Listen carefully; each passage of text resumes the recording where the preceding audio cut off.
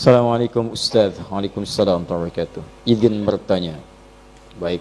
Apakah boleh berdoa mengenai calon pendamping hidup dengan menyebutkan nama orangnya? Inilah praktek apa yang saya sampaikan tadi. Ya. Orang ke masjid mau subuh dia tambah saya doa minta pendamping hidup dia. Baik, boleh nggak menyebutkan orangnya? Boleh, tidak ada larangan. Tidak ada larangan. Kalau antum ingin mohon kepada Allah kemudian meminta, silakan. Ya, ud'uni astajib lakum, minta kepadaku, aku akan jawab. Tapi siapa yang dimintakan itu lihat syarat-syarat perempuan yang bisa dinikahi. Ya, siapa yang antum kan calon pendamping? Siapa calon pendampingnya? Pertama, pastikan bahwa calon pendamping antum itu benar. Quran surah ke-49 ayat 13. Ya ayyuhan nasu inna khalaqnakum min dzakarin wa untha. Duhai manusia, kami ciptakan kalian dari laki-laki dan perempuan. Wa ja'alnakum syu'uban wa qabaila lita'arafu. Kami jadikan kalian mungkin beda tempat tinggal, beda kabilah, beda suku, beda mungkin RT, RW, kecamatan sampai beda negara. Lita'arafu supaya saling mengenal. Dengan ta'aruf itu mengetahui, menjalinlah kemudian hubungan kasih sampai ke pernikahan. Tapi siapa yang menikah? Zakar dan unta. Tidak ada zakar dengan zakar atau unta dengan unta. Jadi kalau antum laki-laki, pastikan yang dimohonkan pada Allah pasangan antum perempuan.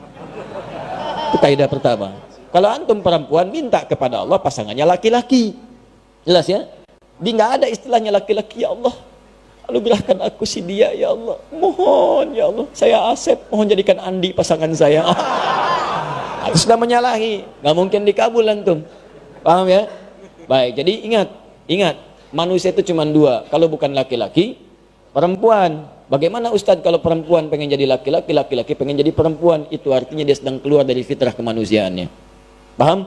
Setiap makhluk Allah berpasangan. Quran surah ke-51 ayat ke-49. Wa min kulli syai'in khalaqna zawjaini la'allakum tadhakkarun. Ya, semua hal makhluk kata Allah saya ciptakan berpasangan supaya kamu sadar cuman saya yang tidak punya pasangan. Saya Esa, saya Allah, saya nggak punya pasangan. Semua makhluk saya ciptakan berpasangan. Ya, laki-laki, perempuan, bahkan hewan ada jantan, ada betina, bahkan tumbuhan ada putik, ada benang sari. Putik nggak bisa sendirian, benang sari nggak bisa sendirian. Ya, sama juga dengan jantan, ada betinanya. Silahkan cek oleh antum, kemarin baru Idul Adha, ada jantan, ada betina. Silahkan cek, antum pernah menemukan kambing homo? Atau sapi lesbi misalnya? Tak pernah antum temukan. Pak, ini diskon Pak 5%, kenapa? Homo kambingnya? Nggak ada yang begitu. Di kambing saja tahu dengan instingnya menemukan pasangannya. Masa antum yang punya akal nggak ketemu pasangannya? Ya, paham ya? Ya, jadi teman-teman sekalian, kalau menemukan misalnya ada yang seperti itu, berarti itu ada kelainan, ada penyakit, didoakan, dibantu supaya kembali. Dibantu supaya kembali. Paham sampai sini? Itu syarat yang pertama, pastikan tuh laki-laki kalau perempuan yang minta. Pastikan perempuan kalau laki-laki yang minta. Yang kedua, teman-teman sekalian, pastikan bahwa niat untuk menikah itu meniatkan untuk ibadah. Ini mempercepat pengabulan. Niatkan untuk ibadah. Makanya ketika menyebutkan ayat nikah, kalimatnya langsung pada ayat penggunaannya. Ada ayat, itu diterjemahkan, musaf terjemah dengan tanda. Padahal bukan sekedar tanda. Tanda itu dalam bahasa Arab bisa alamah. Alamah itu tanda, diserap ke dalam bahasa Indonesia jadi alamat. Alamat. Apa itu alamat? Tanda yang mendekatkan pada tujuan. Di mana alamat Masjid Nur Said? Di sana, begitu tahu alamatnya, semakin dekat ke tujuan, mudah menjangkaunya. Nah, kalau antum ingin mendekat kepada Allah, ada tandanya. Tanda yang mendekatkan antum kepada Allah disebut dengan ayat, namanya ayat, tanda yang mendekatkan diri kepada Allah. Isi Al-Quran disebut dengan ayat. Kenapa disebut dengan ayat? Karena setiap antum baca Al-Quran, lebih dekat keadaan antum dengan Allah.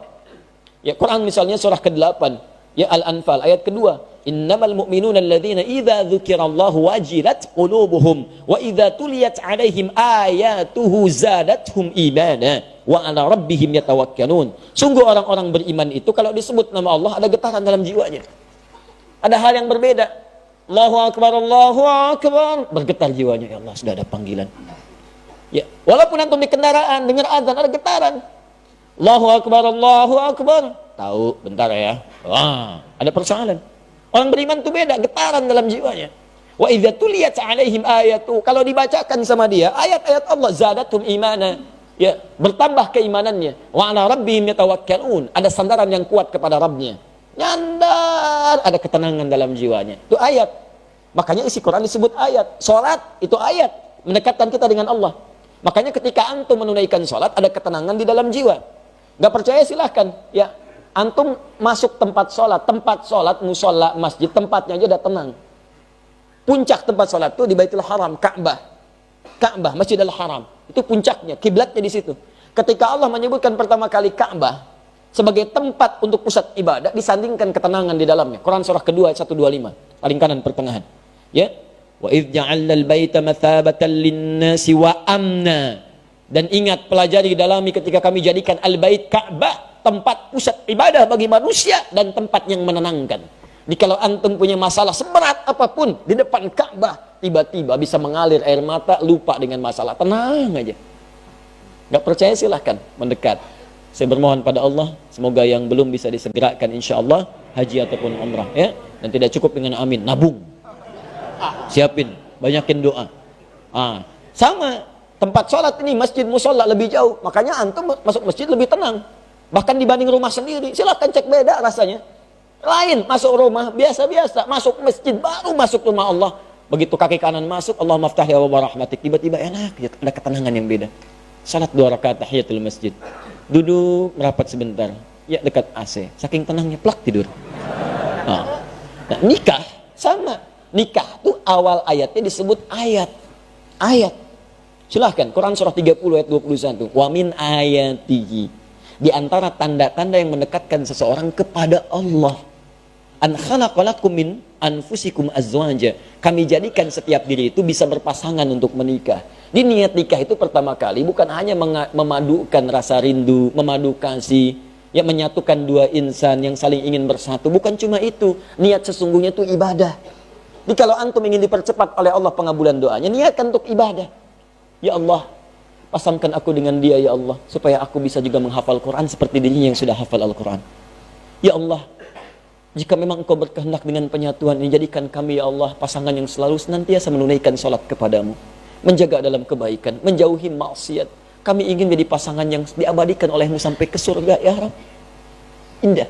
Jadi begitu antum minta kepentingan untuk ibadah, maka Allah akan jaga itu dan mempercepat kemuliaan-kemuliaannya. Disatukan dengan yang terbaik antum. Makanya kalau ada yang sudah berumah tangga sampai sekarang, belasan puluhan tahun, tapi dengan rumah tangganya belum dekat dengan Allah, pasti ada yang salah dalam rumah tangganya.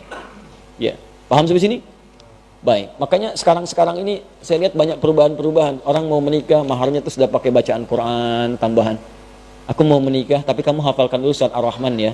Masya Allah. Saya kalau menghadiri tausiah pernikahan, sekarang bacain Ar-Rahman. Calon suaminya tuh, bukan baca pakai mushaf, hafalannya. Masya Allah, sudah ada hal-hal yang baik sekarang ini. Ya, nanti kalau bapak punya anak perempuan, datang ke rumah, suruh tes bacaan Qurannya. Ya. Adik siapa? Saya Anas pak, baca surat An-Nas. Baca. Masya Allah, baca, dengerin tuh. Makhrajnya bagus. Kalau belum bagus, latihan dulu. Cari ustadz ya, yang bagus. Kalau adik siapa yang kedua? Saya Torik pak. Nah, baca At-Torik. Baca. Masya Allah, sesuai namanya. Bagus. Ada yang ketiga siapa? Pucat dia wajahnya. Belum jawab. Saya Imran pak. Aduh. Tapi panggilan sehari-hari kulhu. Tanya, gitu ya. Diminta niatkan untuk ibadah. Nanti kalau antum begitu, itu akan dipermudah. Bahkan bahasa Qurannya sederhana. Kalau kamu merasa kurang bekal, aku jadikan kaya, kata Allah setelah berumah tangga. Aku jadikan kaya. Ya yughnihimullah. Aku berikan kaya dari keutamaan yang Allah berikan kepadanya. Jadi syaratnya tadi, cari pasangan yang benar. Yang kedua, niatkan untuk ibadah. Kemudian nanti ada turunan dalam hadis Nabi dengan 4 kualifikasi. Tunkahul mar'atu li arba'in. Perempuan dinikahi atau antum mencari perempuan, mencari laki-laki karena 4 hal. Hati-hati karena 4 hal. Motifnya kadang limaliha, karena urusan hartanya. Lijamaliha, karena parasnya. Ya, kemudian linasabiha, karena urutan latar belakangnya. Tapi lidiniha itu yang paling utama, karena ketakwaan dan agamanya. Fadfar bidzatid dini taribat yadak. Kalau ada yang bagus agamanya, maka utamakan itu, maka Anda akan beruntung dalam kehidupan. Ya, tapi sekali lagi boleh menyebutkan nama jika memang syarat-syarat itu sudah antum siapkan, antum memenuhinya, silahkan berikhtiar kepada Allah dan dengan catatan dia bukan istri orang lain.